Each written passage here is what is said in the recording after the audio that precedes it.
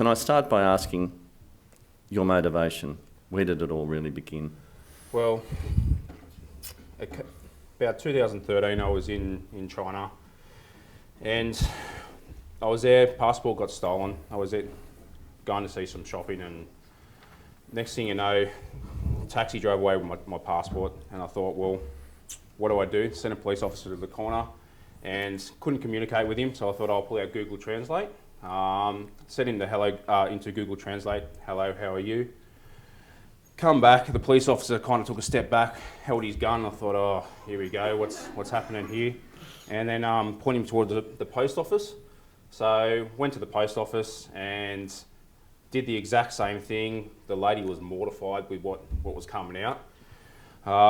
Long story short, found the consulate.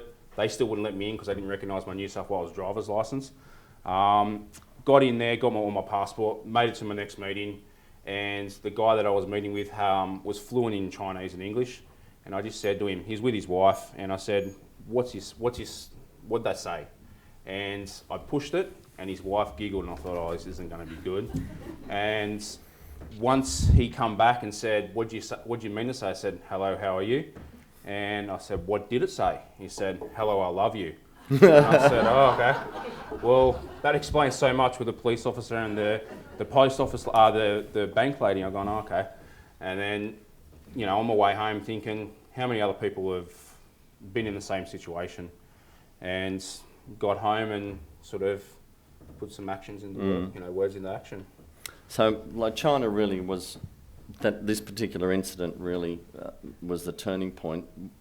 Where to from there? How did you get this project going? Well, coming back, I thought long and hard. It was a long flight.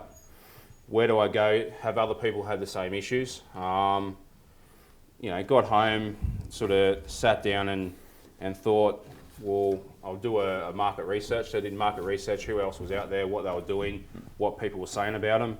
Then product market fit, just to make sure that what we were doing was going to actually work. So this was over a 6-month period. Then sort of the analysis and how we could implement it, how we could be better. So did all that stuff. We had to break everything down, all our competitors, what they did, how we could be better. Come up with a final product. Deployed it in Europe just for some testing. Results come back pretty good, but not to what we thought. So sat down for another 6 weeks and broke down all the code. Sat down and just thought, where do we go from here? And it worked out we're actually concentrating on the wrong part of the translation. So over the next 18 months, we really fine-tuned the speech recognition, which improved the accuracy and then improved the translation time.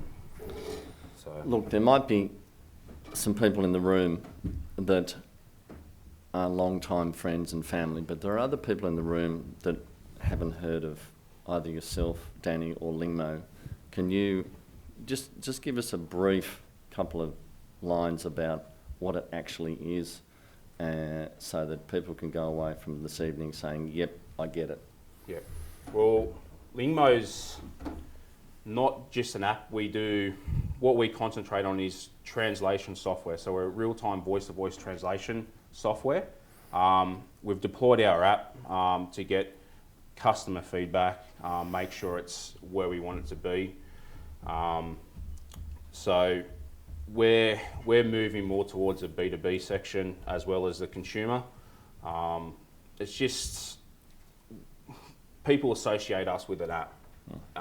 We're not just an app. It's the software behind the app that's actually gaining the interest of a lot of major companies, and that's where we want to see ourselves in the next sort of 2 or 3 years. That we're the go-to company for translation for the likes of like IBM, Indus, a few other people that we're speaking with.